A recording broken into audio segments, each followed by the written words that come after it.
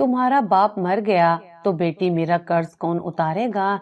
अब्बा के ऑपरेशन के लिए चचा ने पैसे देने से इनकार कर दिया। मैं रोने लगी तो डॉक्टर मेरा हाथ पकड़कर अंदर ले गया और बोला, मैं तुम्हारे बाप का ऑपरेशन मुफ्त कर दूंगा, बस 3 रातें तुम्हें मेरे साथ बैठकर कुरान पढ़ना है। मैं मान गई। रात को मैं कुरान पढ़ने लगी तो डॉक्टर एक तस्वीर को अपने सीने से लगाकर बैठ गया। फिर वो जोर जोर से रोने लगा। मुझे बड़ा तजस्सुस हुआ। तीसरे रोज मैंने सुबह डॉक्टर से वो तस्वीर खींचकर देखी तो मेरा कलेजा मुंह को आ गया, क्योंकि जोबिया बेटी, खुदा के लिए कुछ करो। अगर तेरे अब्बा मर गए तो हमारा सहारा कौन बनेगा। तुम यतीम हो जाओगी। बेटी, तुझे अल्लाह का वास्ता अपने बाप की जान बचा ले। अम्मा ने रो रो कर अपना बुरा हाल कर लिया था।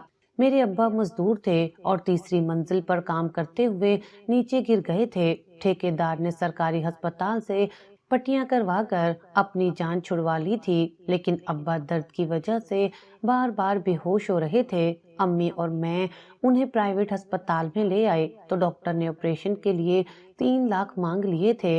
हमारे घर तो खाने को आटा तक नहीं था। हम पैसे कहाँ से दे सकते थे।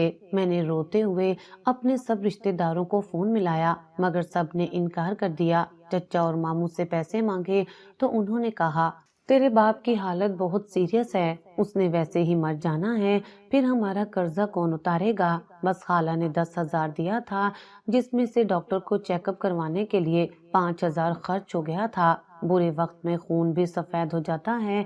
आज इस मुहावरे को मैंने सच होते देखा था। सबको यही लगा था उनका बाप मर जाएगा, फिर हमारा कर्जा कौन देगा, हमारा पैसा डूब जाएगा। अब्बा की सांसें खत्म हो रही थी।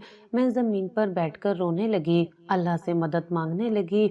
तब अचानक किसी ने मेरे सर पर हाथ रखा। मैंने नजर उठाकर देखा तो वो एक डॉक्टर था, लेकिन पहले वाला डॉक्टर न था जिसने पैसे मांगे थे। वो नरमी से बोला, बेटा क्या हुआ है। मैं फौरन उठ खड़ी हुई। डॉक्टर साहब, मेरे अब्बा अंदर तड़प रहे हैं, कोई उनका इलाज नहीं कर रहा क्योंकि हमारे पास पैसे नहीं हैं। उन्होंने मुझे कहा, क्या तुम्हारे बाप का नाम रशीद है। मैंने फौरन हाँ में जवाब दिया। तब वो बोले, मैंने उनकी फाइल देखी है, उनका केस तो बहुत बिगड़ा हुआ है, फौरन ऑपरेशन ना हुआ तो बचना नामुमकिन है। डॉक्टर ने संजीदगी से बताया। मैं फिर से रोने लगी। मैं जानती हूँ डॉक्टर साहब, लेकिन मैं क्या करूँ। मैं अपनी जान बेच दूँ तब भी इतने पैसे नहीं बनेंगे। आप लोग बस पैसों को देखते हैं, इंसान की जान की कोई कीमत नहीं है आपके नजदीक। डॉक्टर चंद लम्हे खामोश रहा, फिर उसने कुछ सोचते हुए कहा, मेरे पास एक हल है, तुम्हारे अब्बा का इलाज हो सकता है और वो भी मुफ्त। मेरे कानों को यकीन नहीं आया। मैंने फौरन हाथ जोड़ दिए। डॉक्टर साहब, आप सच कह रहे हैं, मैं आपकी जिंदगी भर गुलामी करूंगी, बस मेरे अब्बा को बचा लें। क्या करना होगा मुझे? किसी कागज पर दस्तखत करने हैं, गुर्दा बेचना है। मैं तैयार हूँ। नहीं बेटी, मुझे तुम्हारा गुर्दा नहीं चाहिए और ना ही गुलामी। डॉक्टर ने नफी में सर हिलाया। ये अस्पताल तो पैसों के बगैर नहीं मानेगा, लेकिन मैं अपनी जेब से तुम्हारे अब्बा के ऑपरेशन की फीस जमा करवा सकता हूँ। आप ऐसा क्यों करेंगे? मैं हैरान रह गई। आज के दौर में कोई अजनबी के लिए इतना बड़ा एहसान क्यों करेगा? मेरी एक शर्त है। डॉक्टर ने मेरी आंखों में देखते हुए कहा, अगर तुम वो शर्त पूरी करो तो समझो पैसे जमा हो गए। क्या शर्त है? मैं हर शर्त मानने को तैयार हूँ। मैंने बेताबी से कहा। डॉक्टर ने कोमा वार्ड की तरफ इशारा किया। वो सामने कोमा वार्ड है। वहाँ वो मरीज हैं जो जिंदगी और मौत की कश्मकश में हैं, जिनकी उम्मीद डॉक्टर भी छोड़ चुके हैं। तुम्हें आज रात से वहाँ बैठना होगा। तुम्हें सारी रात वहाँ बैठकर ऊंची आवाज में तिलावत करनी होगी, खास तौर पर सूरत अर-रहमान की। मैं हैरान रह गई। सिर्फ तिलावत? हाँ, लेकिन शर्त ये है कि पूरी रात जागना होगा। इशा के बाद से फजर तक तिलावत करनी होगी और फजर की नमाज वहीं वार्ड में पढ़कर बिना किसी से बात किए खामोशी से अपने घर जाना होगा। अगर तुमने ऐसा किया तो मैं तुम्हारे बाप का इलाज मुफ्त करूंगा। मुझे लगा मैं कोई ख्वाब देख रही हूँ। ये कैसी शर्त थी? लोग काम मांगते हैं, पैसा मांगते हैं। ये डॉक्टर कुरान सुनना चाहता था, लेकिन मेरे पास सोचने का वक्त नहीं था। मुझे मंजूर है डॉक्टर साहब, मैं पढ़ूंगी, मैं सारी रात पढ़ूंगी। याद रखना जोबिया। डॉक्टर का लहजा सख्त हो गया। ये सिर्फ पढ़ना नहीं है, दिल से पढ़ना है। इन बेजान जिस्मों के लिए अल्लाह से शिफा मांगनी है اور فجر کی نماز پڑھ کر سیدھا نکل جانا ہے، کوئی سوال نہیں، کوئی بات نہیں۔ کیا تم یہ کر پاؤ گی؟ میں کر لوں گی، میرے ابا کی زندگی کا سوال ہے، میں نے مضبوط لہجے میں کہا۔ ٹھیک ہے، تم آج رات سے آ جانا، تمہارے ابا کو VIP وارڈ میں شفٹ کیا جا رہا ہے، ان کا علاج شروع ہو جائے گا۔ یہ کہہ کر ڈاکٹر مڑا اور چلا گیا۔ میں وہیں کھڑی اسے جاتے ہوئے دیکھتی رہی۔ اس کی سفید کوٹ پر لکھا نام ڈاکٹر شہریار چمک رہا تھا۔ رات کو میں نے اماں کو تسلی دے کر گھر بھیج دیا اور انہیں ڈاکٹر کی شرط نہیں بتائی۔ وضو کر کے میں کوما وارڈ میں داخل ہوئی، جہاں کا ماحول بہت بوجھل تھا اور مشینیں شور کر رہی تھیں۔ تمام مریض بے حس و حرکت پڑے تھے۔ میں ایک کونے میں رکھی کرسی پر بیٹھ گئی، میرے ہاتھ میں قرآن پاک تھا۔ میں نے کانپتی آواز میں سورۃ الرحمن شروع کی۔ میری آواز لرز رہی تھی مگر میں پڑھتی رہی۔ شروع میں مجھے ڈر لگ رہا تھا، ان ساکت جسموں کو دیکھ کر خوف آتا تھا کہ کہیں کوئی اٹھ نہ بیٹھے، لیکن پھر مجھے ابا کا خیال آیا۔ میرا ایک ایک لفظ ان کی زندگی کی ضمانت تھا۔ وقت گزرتا گیا، میری زبان خشک ہو گئی مگر میں نے پانی نہیں پیا۔ ڈاکٹر شہریار کی شرط تھی کہ پوری رات تلاوت کرنی ہے۔ رات کے پچھلے پہر میری آنکھیں بوجھل ہونے لگیں، نیند کے جھونکے آنے لگے۔ نہیں زوبیا، سونا نہیں ہے، اگر سو گئی تو ابا کا علاج رک جائے گا۔ میں نے خود کو چٹکی کاٹی اور دوبارہ تلاوت شروع کر دی۔ بس تم اپنے پروردگار کی کون کون سی نعمتوں کو جھٹلاؤ گے؟ یہ آیت پڑھتے ہوئے میری آنکھوں سے آنسو جاری ہو گئے۔ یا اللہ، میں تیری کسی نعمت کو نہیں جھٹلاتی، بس تو اپنی رحمت کر دے۔ ساری رات میں کبھی روتی، کبھی تلاوت کرتی۔ جب فجر کی آذان ہوئی تو مجھے لگا میں نے کوئی بہت بڑا مارکا سر کر لیا ہے۔ میں نے وہیں فرش پر ڈاکٹر کی دی ہوئی چادر بچھائی اور فجر کی نماز کی نیت کی۔ جو ہی میں سجدے میں گئی، تھکاوٹ مجھ پر حاوی ہو گئی۔ میرا سر سجدے سے اٹھ ہی نہیں پا رہا تھا۔ نیند کا ایسا شدید غلبہ تھا کہ مجھے ہوش نہ رہا۔ میں وہیں سجدے میں سو گئی۔ کتنی دیر گزری مجھے نہیں معلوم۔ اچانک کسی چیز کے گرنے کی آواز سے میری آنکھ کھلی۔ میں ہڑبڑا کر اٹھی، سورج نکل چکا تھا۔ یا اللہ، یہ میں کیا کر بیٹھی؟ میں تو سو گئی تھی، ڈاکٹر صاحب ناراض ہو جائیں گے۔ میں گھبرا کر جلدی سے اٹھی اور وارڈ سے باہر بھاگی۔ باہر ڈاکٹر شہریار کھڑے تھے، ان کے چہرے پر تھکاوٹ نہیں تھی بلکہ ایک سکون تھا۔ تم نے اپنا وعدہ پورا کیا بیٹی، انہوں نے مجھے دیکھتے ہی کہا۔ لیکن ڈاکٹر صاحب، میں سجدے میں سو گئی تھی، میں نے ڈرتے ہوئے کہا۔ اللہ نیت دیکھتا ہے، جاؤ اپنے ابا کو دیکھ لو، ان کا آپریشن کامیاب رہا ہے۔ ان کی بات سن کر مجھے یقین نہیں آیا۔ میں بھاگتی ہوئی ابا کے وارڈ میں گئی۔ وہ ہوش میں تو نہیں تھے مگر ان کی حالت بہتر لگ رہی تھی۔ ڈاکٹر نے بتایا کہ خطرہ ٹل گیا ہے۔ اگلے دن میں پھر آئی، وہی وارڈ، وہی قرآن اور وہی شرط، لیکن دوسری رات میرے ساتھ پھر وہی ہوا۔ تلاوت تو میں نے پوری رات کی مگر فجر کے سجدے میں جاتے ہی مجھے گہری نیند آ گئی۔ جب آنکھ کھلی تو دن چڑھ چکا تھا۔ مجھے بہت شرمندگی ہوئی۔ میں نے سوچا شاید ہسپتال کی چادر پر مجھے نیند آ جاتی ہے یا فرش ٹھنڈا ہے۔ تیسری رات یعنی آج کی رات میں نے فیصلہ کیا کہ میں گھر سے اپنی جائے نماز لاؤں گی، وہ جائے نماز جس پر میں بچپن سے نماز پڑھ رہی تھی۔ مجھے لگا اس پر مجھے سکون بھی ملے گا اور میں غافل بھی نہیں رہوں گی۔ اور اب میں وہیں کوما وارڈ میں اپنی جائے نماز پر بیٹھی تھی اور میرے سامنے وہ شخص کھڑا تھا جس نے مجھے ڈرا دیا تھا۔ یہ ڈاکٹر شہریار نہیں تھے، یہ ایک نوجوان لڑکا تھا، عمر کوئی 25-26 سال ہوگی، کمزور جسم، چہرہ زرد اور آنکھوں کے گرد گہرے حلقے۔ اس نے ہسپتال کا مخصوص لباس پہنا ہوا تھا۔ وہ حیرت سے مجھے دیکھ رہا تھا اور میں خوف سے اسے۔ اس کے ہاتھ میں پانی کا گلاس تھا جو شاید میرے سجدے سے سر اٹھانے پر اس کے ہاتھ سے چھوٹنے ہی والا تھا۔ تم کون ہو؟ اس نے کمزور سی آواز میں پوچھا۔ اس کا گلا بیٹھ چکا تھا جیسے سالوں سے نہ بولا ہو۔ میں زوبیا ہوں، آپ کون ہیں اور یہاں کیا کر رہے ہیں؟ میں نے ہمت کر کے پوچھا۔ اس نے اپنے سر پر ہاتھ رکھا جیسے کچھ یاد کرنے کی کوشش کر رہا ہو۔ میں تو یہاں لیٹا ہوا تھا اس بستر پر۔ اس نے میرے دائیں طرف والے بستر کی طرف اشارہ کیا جو اب خالی تھا۔ میری آنکھیں پھٹی کی پھٹی رہ گئیں۔ وہ بستر تو اس مریض کا تھا جو پچھلے 6 ماہ سے کومے میں تھا اور ڈاکٹرز کہہ رہے تھے کہ اس کے بچنے کی کوئی امید نہیں۔ میں نے اپنی آنکھوں سے اسے کل رات وہاں بے جان پڑے دیکھا تھا۔ تمہاری آواز، وہ لڑکا آہستہ سے بولا جیسے اسے بولنے میں دشواری ہو رہی ہو۔ پچھلی 2 راتوں سے میں ایک آواز سن رہا تھا، کوئی بہت رو رو کر کچھ پڑھ رہا تھا۔ وہ الفاظ میرے کانوں کے راستے میرے دل میں اتر رہے تھے۔ وہاں بہت اندھیرا تھا جہاں میں تھا، لیکن وہ آواز ایک رسی کی طرح تھی جسے پکڑ کر میں واپس آ رہا تھا۔ اس نے کانپتے قدموں سے میری طرف ایک قدم بڑھایا۔ تم کیا پڑھ رہی تھی؟ میں سورۃ الرحمن پڑھ رہی تھی۔ میرے رونگٹے کھڑے ہو گئے۔ ہاں الرحمن۔ اس کی آنکھوں میں آنسو آ گئے۔ مجھے ڈاکٹرز نے مردہ قرار دے دیا تھا۔ شاید میں سب سن رہا تھا مگر ہل نہیں سکتا تھا۔ لیکن جب تم نے وہ آیت پڑھی، بس تم اپنے پروردگار کی کون کون سی نعمتوں کو جھٹلاؤ گے، تو میرے دل نے دھڑکنا شروع کیا۔ مجھے لگا میرا رب مجھے بلا رہا ہے۔ آج جب تم سجدے میں تھی تو مجھے لگا مجھے اٹھنا چاہیے، مجھے بھی سجدہ کرنا چاہیے۔ میں سکتے میں تھی۔ یہ معجزہ تھا، میری ٹوٹی پھوٹی تلاوت، میری نیند والی نماز، اور یہ لڑکا کومے سے باہر آ گیا۔ اسی لمحے وارڈ کا دروازہ کھلا اور ڈاکٹر شہریار اندر داخل ہوئے۔ ان کے ہاتھ میں فائل تھی۔ سامنے اس لڑکے کو کھڑا دیکھ کر ان کے ہاتھ سے فائل گر گئی۔ احمر، ڈاکٹر شہریار کی آواز میں بے یقینی تھی۔ بابا۔ لڑکا مسکرایا اور لڑکھڑاتے ہوئے ان کی طرف بڑھا۔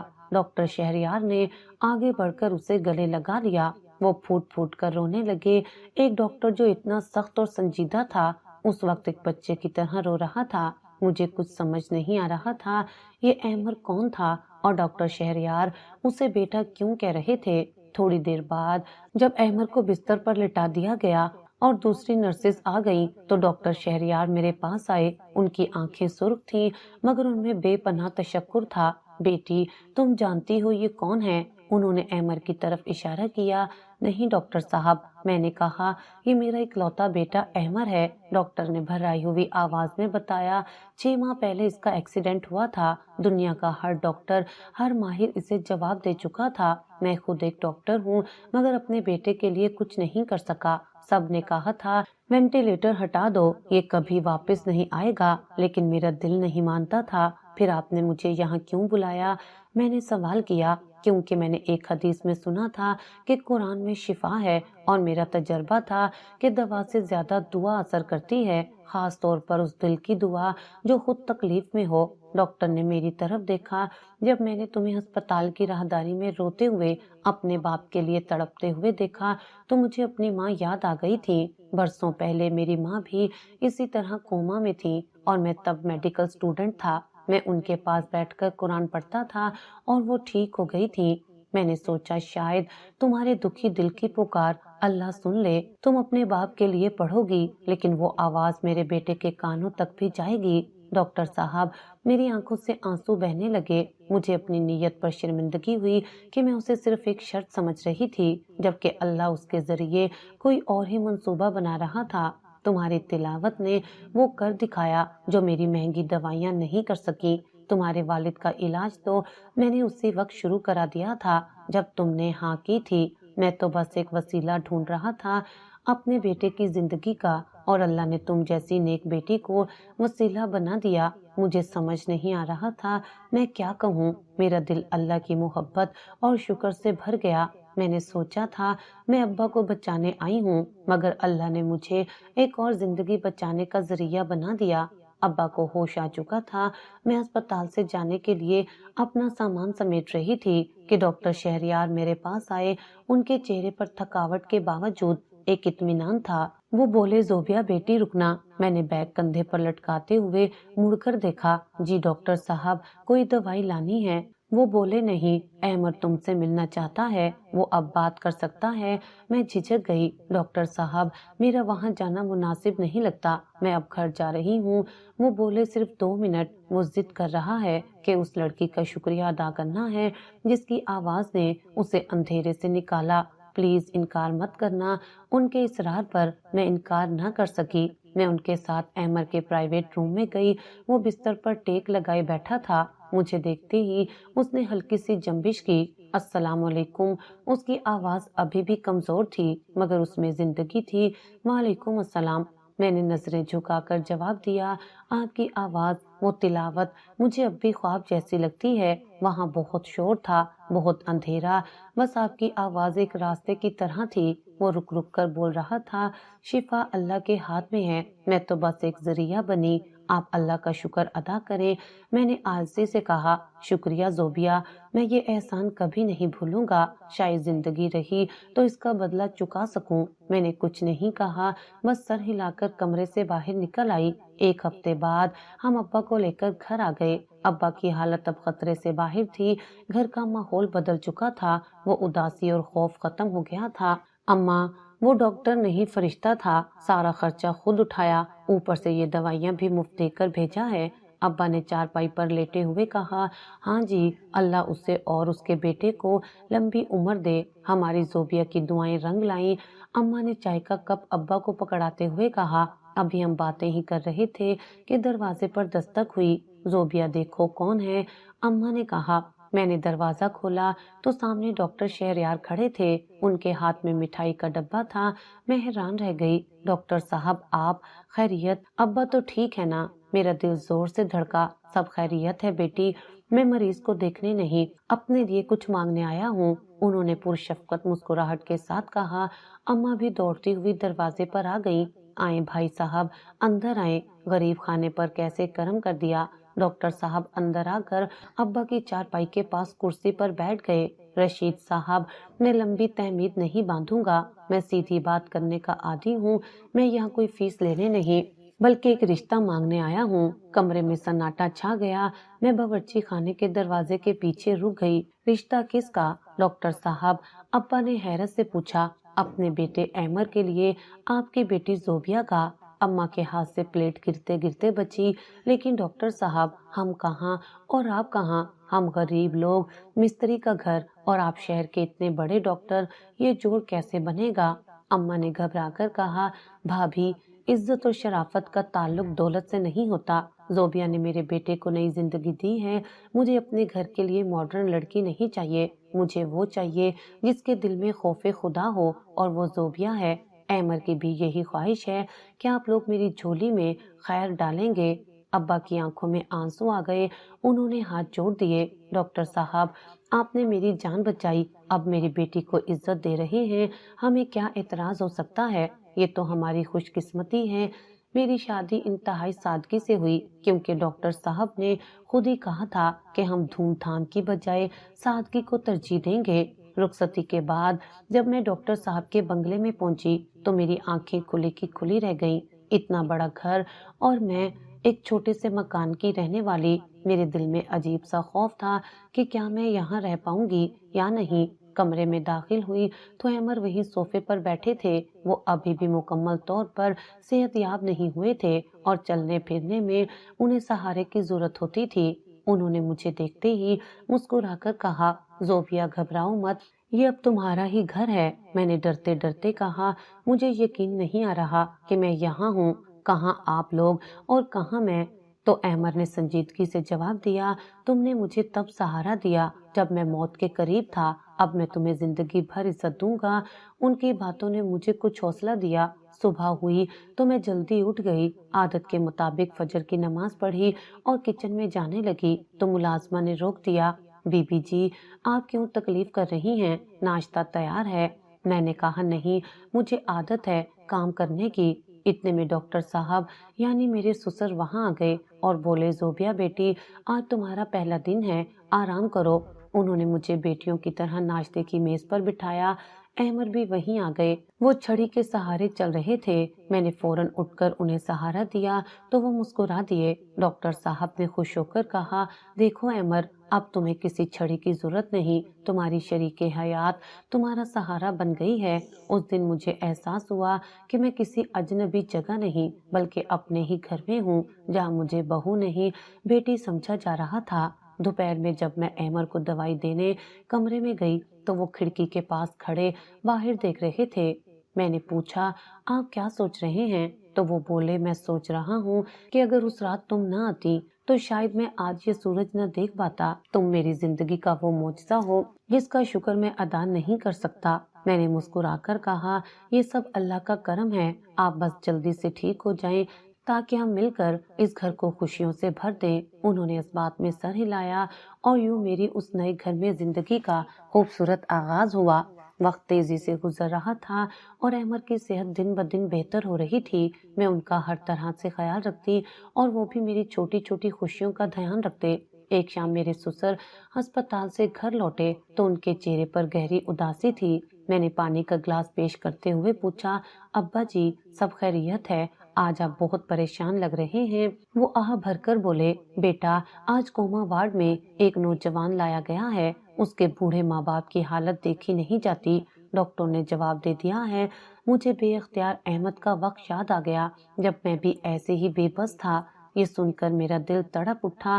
مجھے اپنا وعدہ یاد آ گیا جو میں نے اس ہسپتال سے نکلتے وقت اپنے رب سے کیا تھا۔ میں نے احمد کی طرف دیکھا جو وہیں پاس بیٹھے ہماری باتیں سن رہے تھے۔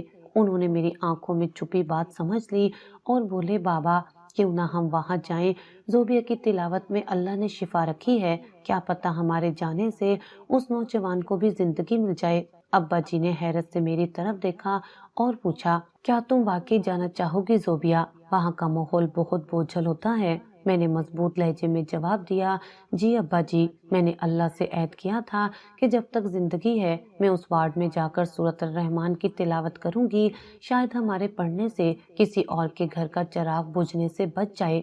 یہ سن کر ابا جی کی آنکھوں میں نمی آ گئی اور انہوں نے میرے سر پر ہاتھ رکھ کر کہا، تم واقعی میری بیٹی ہو، بہو نہیں۔ ہم آج رات ہی چلیں گے۔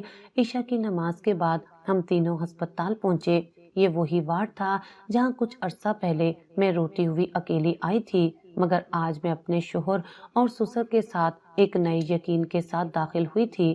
میں نے وضو کیا اور اسی کرسی پر بیٹھ گئی جہاں بیٹھ کر میں نے احمد کے لیے تڑپ کر دعا کی تھی۔ میں نے تلاوت شروع کی تو پورا وارڈ ایک عجیب سے سکون میں ڈوب گیا۔ احمد میرے سامنے ویل چیئر پر بیٹھے خاموشی سے سن رہے تھے۔ تلاوت ختم کر کے جب میں اٹھی تو اس نوجوان کی ماں میرے پاس آئی اور روتے ہوئے میرے ہاتھ چومنے لگی۔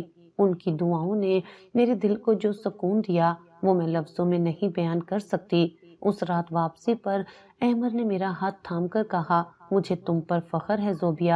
اور اس دن کے بعد یہ ہمارا معمول بن گیا۔ ہم روزانہ کچھ وقت نکال کر وہاں جاتے اور اللہ کا کلام سنتے، اور یہی ہماری زندگی کا سب سے خوبصورت عمل بن گیا جس نے ہماری دنیا اور آخرت دونوں سنوار دی۔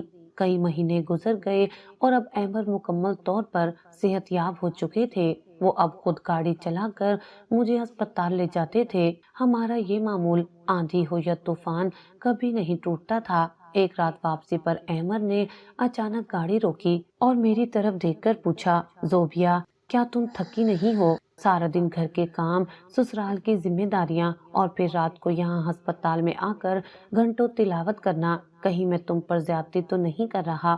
میں نے ان کے ہاتھ پر ہاتھ رکھا اور مسکرا کر جواب دیا، احمد تھکاوٹ تو جسم کو ہوتی ہے، روح کو نہیں، اور مجھے یہاں آ کر جو روح کا سکون ملتا ہے وہ دنیا کی کسی آسائش میں نہیں۔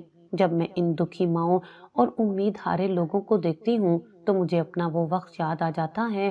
یہ میرا فرض ہے، احسان نہیں۔ یہ سن کر وہ سنجیدہ ہو گئے اور بولے، تم ٹھیک کہتی ہو، جب میں اس بستر پر تھا تو مجھے صرف تمہاری آواز میں چھپا درد سنائی دیتا تھا، شاید درد ہی درد کا مسیحا ہوتا ہے۔ آج مجھے خوشی ہے کہ ہم دونوں مل کر یہ کام کر رہے ہیں۔ ہم گھر پہنچے تو ابا جی یعنی میرے سسر لاؤنج میں بے چینی سے ہمارا انتظار کر رہے تھے۔ ہمیں دیکھ کر ان کا چہرہ کھل اٹھا۔ وہ اپنی جگہ سے اٹھے اور نم آنکھوں کے ساتھ بولے، بچوں تم دونوں نے آج پھر وہ معجزہ کر دکھایا ہے۔ ابھی ہسپتال سے کال آئی تھی کہ وارڈ نمبر 3 کا وہ مریض جسے ڈاکٹر جواب دے چکے تھے آج اسے ہوش آ گیا ہے۔ یہ سب اللہ کے کلام کی برکت اور تم دونوں کی نیت کا پھل ہے۔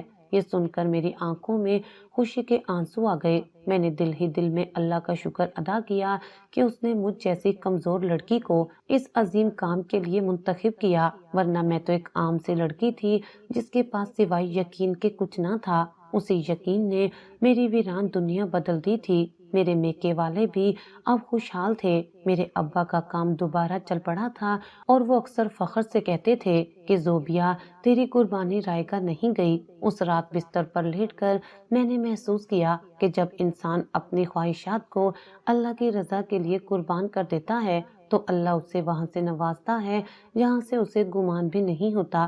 ہماری زندگی اب ایک پرسکون دریا کی طرح تھی جس میں محبت، خدمت اور اللہ کا خوف شامل تھا، اور یہی وہ حقیقی کامیابی تھی جس کی تلاش میں لوگ ساری عمر بھٹکتے رہتے ہیں۔ ایک صبح جب میں فجر کی نماز پڑھ کر اٹھی تو مجھے سر میں شدید چکر محسوس ہوا اور آنکھوں کے سامنے اندھیرا چھانے لگا۔ میں دیوار کا سہارا لے کر وہیں بیٹھ گئی۔ احمد نے مجھے گرتے ہوئے دیکھ لیا اور وہ گھبرا کر میری طرف بھاگے۔ زوبیا، کیا ہوا؟ تم ٹھیک تو ہو؟ ان کی آواز میں شدید پریشانی تھی۔ میں نے بامشکل کہا، کچھ نہیں، بس تھوڑی کمزوری محسوس ہو رہی ہے۔ وہ مجھے فوراً ڈاکٹر کے پاس لے جانے کی ضد کرنے لگے۔ میں نے بہت منع کیا کہ بس آرام کر لوں گی، لیکن انہوں نے ایک نہ سنی۔ ہم ہسپتال گئے جہاں لیڈی ڈاکٹر نے میرا چیک اپ کیا اور مسکراتے ہوئے کہا، مبارک ہو، آپ ماں بننے والی ہیں۔ یہ خبر سنتے ہی احمد کا چہرہ خوشی سے تمتما اٹھا۔ وہ بے یقینی سے ڈاکٹر کو دیکھنے لگے اور پھر میری طرف دیکھا۔ ان کی آنکھوں میں جو چمک تھی وہ میں کبھی نہیں بھول سکتی۔ ہم گھر پہنچے تو ڈاکٹر شہریار لاؤنج میں اخبار پڑھ رہے تھے۔ احمد نے جاتے ہی انہیں گلے لگا لیا اور بولے، بابا آپ دادا بننے والے ہیں۔ یہ سنتے ہی ابا جی کے ہاتھ سے اخبار گر گیا۔ وہ اپنی کرسی سے اٹھے اور کانپتے ہاتھوں سے میرے سر پر ہاتھ رکھا۔ ان کی آنکھوں سے آنسو جاری ہو گئے اور وہ بھرائی ہوئی آواز میں بولے، الحمدللہ، آج میری زندگی کی سب سے بڑی خواہش پوری ہو گئی۔ کاش آج احمد کی ماں زندہ ہوتی تو وہ یہ خوشی دیکھ کر کتنی نہال ہوتی۔ زوبیا، تم ہمارے گھر کے لیے صرف بہو نہیں بلکہ رحمت بن کر آئی ہو، جس نے پہلے میرے بیٹے کو موت کے منہ سے نکالا اور اب میری نسل کو آگے بڑھا رہی ہو۔ اس رات میں نے احمد سے کہا، میں چاہتی ہوں کہ ہماری اولاد بھی ویسی ہی ہو جیسے آپ کے والد ہیں، دکھی انسانیت کا درد رکھنے والی۔ تو احمد نے میرا ہاتھ تھام کر کہا، انشاءاللہ ہم اس کی تربیت ایسے ہی کریں گے کہ وہ لوگوں کے لیے مسیحا بنے۔ یہ خوشی صرف ہماری نہیں بلکہ ان تمام دعاؤں کا صلہ ہے جو ہم نے اسپتال کے ٹھنڈے فرشوں پر مانگی تھی۔ مجھے محسوس ہوا کہ اللہ جب دیتا ہے تو چھپڑ پھاڑ کر دیتا ہے، بس انسان کا یقین پختہ ہونا چاہیے اور نیت صاف ہونی چاہیے۔ حمل کے آخری دن تھے اور میرا چلنا پھرنا دوبھر ہو چکا تھا۔ احمد مجھے بار بار آرام کی تلقین کرتے مگر میرا جنون کم ہونے کی بجائے بڑھتا جا رہا تھا۔ ایک رات جب ہم اسپتال جانے کے لیے تیار ہوئے تو احمد نے میرا راستہ روک لیا اور سنجیدگی سے بولے، زوبیا بس بہت ہو گیا، میں تمہیں اب اس حالت میں وہاں نہیں جانے دوں گا۔ وہاں طرح طرح کے جراثیم ہوتے ہیں، اگر تمہیں یا بچے کو کچھ ہو گیا تو میں خود کو کبھی معاف نہیں کر سکوں گا۔ میں نے ان کے کندھے پر ہاتھ رکھا اور نرمی سے سمجھایا، احمد آپ بھول رہے ہیں کہ اسی جگہ سے ہمیں زندگی ملی تھی، یہ میرا وعدہ ہے، میں اسے نہیں توڑ سکتی۔ میری زندگی کے آگے وہ ہار مان گئے۔ ہم اسپتال پہنچے تو وہاں ایک نئی لیڈی ڈاکٹر موجود تھی جس نے مجھے کرسی پر بیٹھتے دیکھ کر ٹوک دیا، ارے بی بی، آپ کو کس ڈاکٹر نے اجازت دی ہے کہ اس حالت میں یہاں آئیں؟ یہ انتہائی نگہداشت کا وارڈ ہے، یہاں صحت مند انسان بیمار ہو جاتا ہے، آپ فوراً یہاں سے جائیں۔ احمد نے میری طرف دیکھا جیسے کہہ رہی ہوں کہ دیکھا میں نہ کہتا تھا۔ میں نے ڈاکٹر کی آنکھوں میں آنکھیں ڈال کر کہا، ڈاکٹر صاحبہ میں یہاں بیمار ہونے نہیں شفا بانٹنے آئی ہوں، آپ اپنا کام کریں، مجھے اپنا کام کرنے دیں۔ وہ غصے سے بڑبڑاتی ہوئی چلی گئی۔ میں نے تلاوت شروع کی تو اچانک میری طبیعت بگڑنے لگی، پیٹ میں شدید کھچاؤ محسوس ہوا، آنکھوں کے آگے اندھیرا چھانے لگا۔ احمد فوراً میری طرف لپکے، زوبیا چلو ابھی اسی وقت ایمرجنسی میں چلتے ہیں۔ میں نے ان کا ہاتھ پکڑ کر روک دیا اور مشکل سے بولی، نہیں احمد، ابھی نہیں، پہلے صورت مکمل ہوگی۔ میں درد سے کرا رہی تھی مگر زبان پر اللہ کا کلام جاری تھا۔ وہ لیڈی ڈاکٹر بھی واپس آ گئی اور میری حالت دیکھ کر حیران رہ گئی۔ اس نے مشین کی طرف اشارہ کیا جس مریض کے پاس میں بیٹھی تھی، اس کی نبض ڈوب رہی تھی مگر میری تلاوت کے ساتھ ساتھ اس کی سانسیں بحال ہو رہی تھی۔ یہ منظر دیکھ کر سب دنگ رہ گئے۔ میں نے جیسے ہی صدق اللہ العظیم پڑھا میرا درد بھی غائب ہو گیا اور ڈاکٹر میرے پاس آئی اور اس کی آنکھوں میں عقیدت تھی۔ وہ بولی، میں نے بہت سے لوگ دیکھے ہیں مگر آپ جیسا جنون اور یقین پہلی بار دیکھا ہے، آپ نے ڈاکٹری کے اصول غلط ثابت کر دیے ہیں۔ اس واقعے نے احمد کے دل سے راہ ساہر ڈر بھی نکال دیا اور انہیں یقین ہو گیا کہ جو اللہ کے راستے میں نکلتا ہے اللہ خود اس کا محافظ ہوتا ہے۔ وہ رات میرے اور احمد کے لیے آزمائش اور امید کی ملی جلی کیفیت لے کر آئی تھی۔ درد کی شدت سے میرا برا حال تھا اور ہم اسی ہسپتال کی راہداری میں موجود تھے جہاں ہماری کہانی شروع ہوئی تھی۔ احمد بے چینی سے باہر ٹہل رہے تھے اور بار بار بند دروازے کی طرف دیکھتے ان کے چہرے پر ہوائیاں اڑ رہی تھی۔ ڈاکٹر شہریار ان کے کندھے پر ہاتھ رکھ کر تسلی دے رہے تھے کہ اللہ بہتر کرے گا، گھبراؤ نہیں۔ اسی لمحے دروازہ کھلا اور لیڈی ڈاکٹر مسکراتے ہوئے باہر آئیں۔ ان کے الفاظ نے وہاں موجود تمام گھٹن ختم کر دی۔ مبارک ہو، آپ کے گھر بیٹا پیدا ہوا ہے۔ احمد خوشی سے دیوانہ وار ڈاکٹر شہریار کے گلے لگ گئے اور ان کی آنکھوں سے شکر کے آنسو بہہ نکلے۔ جب وہ کمرے میں میرے پاس آئے تو میں نیم بے ہوشی میں تھی، مگر اپنے پہلو میں ننھے وجود کو دیکھ کر ساری تکلیف بھول گئی۔ احمد نے آگے بڑھ کر میرے ماتھے پر بوسہ دیا اور لرزتی آواز میں بولے، زوبیا، تم نے مجھے دنیا کی سب سے بڑی خوشی دی ہے۔ یہ بچہ ہماری محبت اور اللہ پر یقین کی نشانی ہے۔ تھوڑی دیر بعد ابا جی اندر آئے۔ انہوں نے کانپتے ہاتھوں سے بچے کو اٹھایا اور ان کے آنسو بچے کے گالوں پر گرنے لگے۔ وہ جذباتی ہو کر بولے، آج میرا خاندان مکمل ہو گیا ہے۔ میں نے اس کی آنکھوں میں وہی چمک دیکھی ہے جو میری مرحومہ بیوی کی آنکھوں میں تھی۔ انہوں نے وہیں کھڑے ہو کر بچے کے کان میں آذان دی اور بولے، اس کا نام ہم عبداللہ رکھیں گے، اللہ کا بندہ، تاکہ یہ بھی بڑا ہو کر اللہ کی مخلوق کی خدمت کرے۔ اس دن مجھے لگا کہ اسپتال کی وہ اداس دیواریں بھی مسکرا رہی ہیں۔ جہاں کبھی موت کا راج تھا، آج وہاں زندگی مسکرا رہی تھی۔ یہ وہی جگہ تھی جہاں میں نے اپنے باپ کی زندگی مانگی تھی اور اللہ نے مجھے بدلے میں شوہر، عزت اور اب اولاد جیسی نعمت سے نواز دیا تھا۔ واقعی اللہ کے خزانے لامحدود ہیں، بس مانگنے کا سلیقہ آنا چاہیے۔ عبداللہ 5 سال کا ہو چکا تھا اور وہ اپنے نام کی طرح واقعی اللہ کا بندہ ہی لگ رہا تھا۔ اس کی تربیت میں میرے سسر اور احمد نے کوئی کسر نہیں چھوڑی تھی۔ ایک رات جب ہم حسب معمول ہسپتال جانے کے لیے تیار ہو رہے تھے تو عبداللہ نے میرا دامن پکڑ لیا اور معصومیت سے بولا، ماما، میں بھی آپ کے ساتھ جاؤں گا، میں نے بھی اللہ سے باتیں کرنی ہیں۔ میں نے حیرت سے احمد کی طرف دیکھا تو وہ مسکرا دیے اور بولے، لے چلتے ہیں زوبیا، شاید وہاں کے فرشتوں کو آج اس معصوم کی آواز سننی ہو۔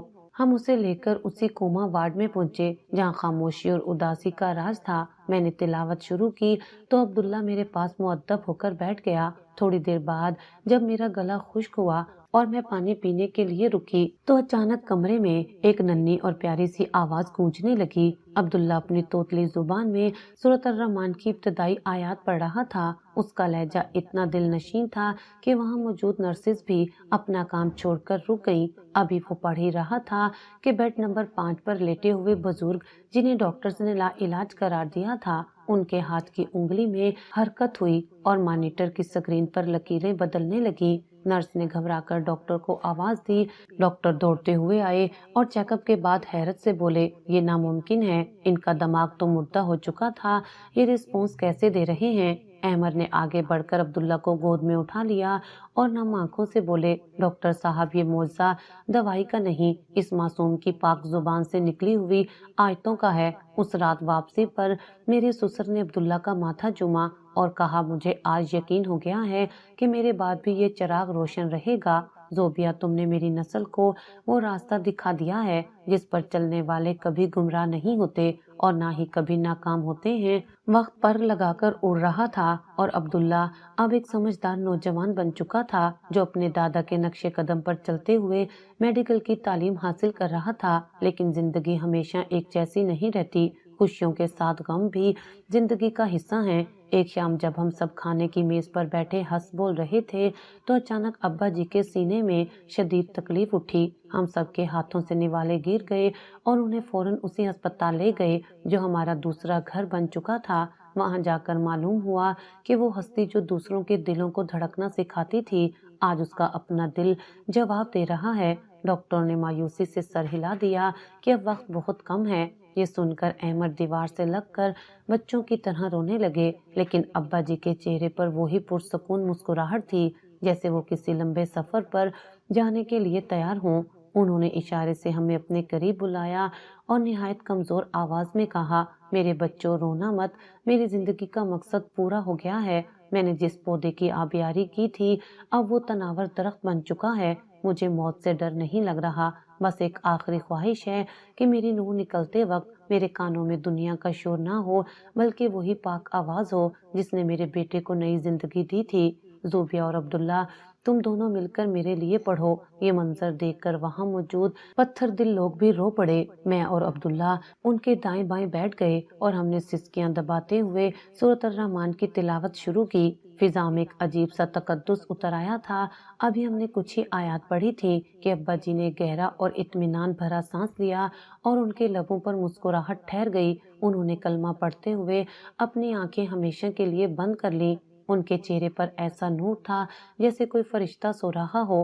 احمد نے تڑپ کر ان کا ماتھا چوما اور آسمان کی طرف دیکھ کر کہا، بابا آپ جا رہے ہیں مگر آپ کا جلایا ہوا چراغ کبھی نہیں بجھے گا۔ ان کے جنازے میں پورا شہر امڈ آیا تھا اور ہر شخص کی آنکھ نم تھی جو گواہی دے رہی تھی کہ آج انسانیت کا ایک عظیم خادم رخصت ہو گیا ہے۔ مجھے اس دن شدت سے احساس ہوا کہ انسان مر جاتا ہے مگر اس کے اچھے اعمال اور اچھی تربیت اسے ہمیشہ زندہ رکھتی ہے۔ ابا جی چلے گئے تھے مگر وہ ہمارے دلوں میں اور ہمارے ان معاملات میں ہمیشہ کے لیے بس گئے تھے جو انہوں نے ہمیں سکھائے تھے۔ ابا جی کے جانے کے بعد گھر کی دیواریں جیسے خاموش ہو گئی تھی مگر زندگی رکتی نہیں ہے، ہمیں بھی جینا تھا۔ احمد اکثر اپنے بابا کے کمرے میں جا کر گھنٹوں بیٹھے رہتے۔ میں انہیں تسلی دیتی کہ وہ ہمارے پاس نہیں تو کیا ہوا، ان کی تعلیمات تو ہمارے پاس ہیں۔ وقت مرہم رکھتا گیا اور عبداللہ نے اپنی ڈاکٹری کی تعلیم مکمل کر لی۔ جس دن اس نے سفید کوٹ پہنا تو مجھے لگا جیسے ڈاکٹر شہریار دوبارہ زندہ ہو گئے ہوں۔ اس نے ہسپتال میں اسی وارڈ کا چارج سنبھالا جہاں اس کے دادا نے زندگی گزاری تھی۔ ایک دن میں اور احمد ہسپتال گئے تو دیکھا کہ عبداللہ ایک غریب بوڑھی عورت کا چیک اپ کر رہا تھا۔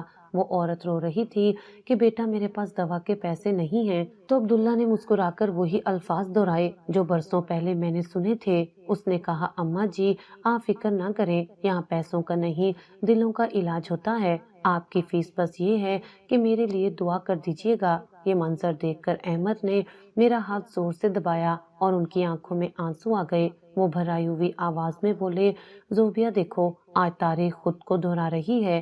بابا ٹھیک کہتے تھے کہ انسان چلا جاتا ہے مگر اس کا کردار پیچھے رہ جاتا ہے۔ میں نے فخر سے اپنے بیٹے کو دیکھا جو پوری طرح سے مسیحا بن چکا تھا۔ اس لمحے مجھے اپنی زندگی کی تمام مشکلات اور تکالیف بہت چھوٹی لگنے لگی کیونکہ ان کا صلہ مجھے ایک ایسی اولاد کی صورت میں ملا تھا جو نہ صرف ہمارے لیے بلکہ پوری انسانیت کے لیے باعث رحمت تھا۔ ہم نے وہیں کھڑے ہو کر اللہ کا شکر ادا کیا کہ اس نے ہمارے گھر کے چراغ کو بجھنے نہیں دیا بلکہ اسے اور بھی روشن کر دیا ہے۔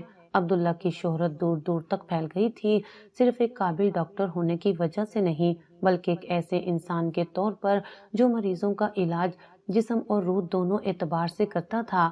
ایک رات شدید بارش ہو رہی تھی جب میں اور احمد گھر پر موجود تھے کہ عبداللہ کا فون آیا۔ اس کی آواز میں وہی گھبراہٹ تھی جو کبھی احمد کی آواز میں ہوا کرتی تھی۔ ماما جلدی ہسپتال آ جائیں، ایک بہت ایمرجنسی ہے۔ میں اور احمد فوراً نکلے۔ ہسپتال پہنچ کر دیکھا کہ عبداللہ آپریشن تھیٹر کے باہر سر جھکائے بیٹھا تھا۔ ہمیں دیکھ کر وہ کھڑا ہو گیا اور بولا، ماما اندر ایک بچی ہے جس کا دماغی آپریشن ہوا ہے مگر وہ کوما میں جا رہی ہے، اس کے والدین کی حالت دیکھی نہیں جا رہی، مجھے سمجھ نہیں آ رہا کیا کروں۔ میں نے اس کے کندھے پر ہاتھ رکھا اور کہا، بیٹا تم نے اپنا کام کر دیا، اب اللہ کا کام باقی ہے، جاؤ اور وہی کرو جو تمہارے دادا اور ہم نے سکھایا ہے۔ وہ اندر گیا اور کچھ دیر بعد اس کی تلاوت کی آواز سپیکر پر گونجنے لگی۔ باہر بیٹھے اس بچی کے والدین جو امید ہار چکے تھے حیرت سے دروازے کی طرف دیکھنے لگے۔ میں نے ان کے پاس جا کر کہا، مایوس نہ ہو، یہاں دیواریں بھی گواہ ہیں کہ جب انسان بے بس ہوتا ہے تو خدا کی رحمت جوش میں آتی ہے۔ پوری رات عبداللہ تلاوت کرتا رہا اور صبح کے وقت وہ مسکراتا ہوا باہر آیا۔ اس کے چہرے پر تھکاوٹ تھی مگر آنکھوں میں وہی چمک تھی جو فتح کی چمک ہوتی ہے۔ اس نے بتایا کہ بچی نے آنکھیں کھول دی ہیں۔ یہ سن کر اس بچی کی ماں میرے قدموں میں گر گئی۔ میں نے اسے اٹھایا اور آسمان کی طرف دیکھا جیسے ڈاکٹر شہریار کو پیغام دے رہی ہوں کہ آپ کا مشن آج بھی زندہ ہے۔ اس دن مجھے لگا کہ میری کہانی کا ہر دکھ، ہر تکلیف دراصل اس بڑی خوشی کا پیش خیمہ تھی جو آج مجھے اپنی اولاد کی صورت میں مل رہی تھی۔ सच है कि नेकी कभी ज़ाया नहीं होती, बल्कि नस्लों तक सफ़र करती है। वक्त कभी नहीं रुकता और अब मेरे बालों में चांदी उतर आई है। अहमर भी अब बूढ़े हो चुके हैं, मगर हमारी आंखों में वही सुकून है जो उस पहली रात वार्ड में मिला था। आज हम दोनों अपने घर के बरामदे में बैठे थे कि अहमर ने मेरे हाथ पर अपना लरसता हुआ हाथ रखा और नम आंखों से बोले, जोबिया, अगर उस दिन तुम हिम्मत ना करती और उस शर्त को ना मानती तो आज ये सब ना होता, ना मेरी जान बचती और ना ही अब्दुल्ला जैसा मसीहा दुनिया को मिलता। मैंने उनकी बात काटते हुए नरमी से कहा, अहमर, ये मेरा कमाल नहीं था, ये तो उस जात का करम था जिसने मुझे वसीला बनाया। मैं तो सिर्फ एक बेटी थी जो अपने बाप की जिंदगी की भीख मांग रही थी, मगर उसने मुझे बदले में पूरी नस्ल संवार कर दे दी। आज जब मैं मुड़कर देखती हूँ तो मुझे वो तमाम आंसू मोती लगते हैं जो मैंने अस्पताल के ठंडे फर्श पर बहाए थे। हमारा बेटा अब्दुल्ला अब अपने बच्चों को भी यही सिखाता है कि शफा दवाई से ज्यादा यकीन में होती है। मेरी जिंदगी का सफर अब मुकम्मल हो चुका है। एक आम सी गरीब लड़की से लेकर एक डॉक्टर की मां बनने तक का ये सफर आसान नहीं था, मगर अल्लाह का साथ कदम कदम पर रहा और अब मैं पुरसकून हूँ कि मेरे बाद भी ये नेकी का सिलसिला जारी रहेगा, क्योंकि दिए से दिया जलता है और रोशनी कभी खत्म नहीं होती। मेरी कहानी से ये सबक मिलता है कि जब इंसान के पास देने को कुछ ना हो और वो सिर्फ अल्लाह पर भरोसा करके अपनी नीयत साफ कर ले, तो अल्लाह उसे वहां से नवाजता है जहां से उसे गुमान भी नहीं होता। मुश्किलात इंसान को तोड़ने नहीं बल्कि जोड़ने आती हैं, और सबसे बड़ी दौलत वो दुआएं हैं जो दुखी दिलों से निकलती हैं। बेशक मायूसी कुफर है और यकीन ही असल जिंदगी है।